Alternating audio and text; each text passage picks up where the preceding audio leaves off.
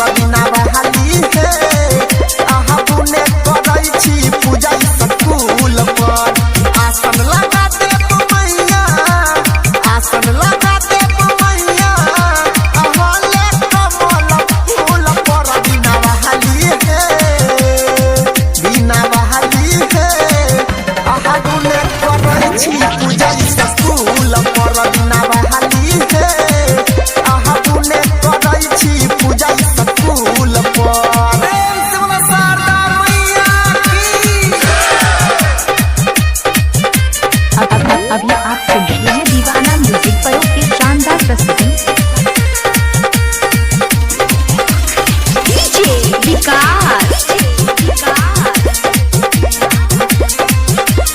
मटिया कला सीतामढ़ी।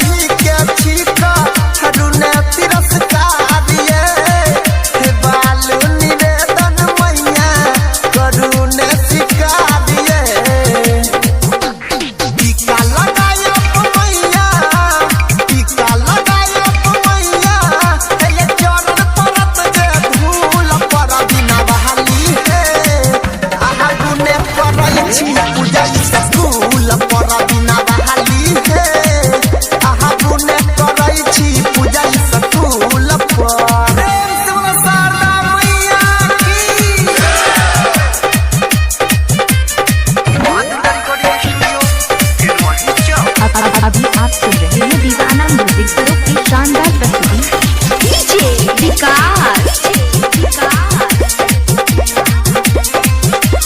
मटिया कला सीतामढ़ी।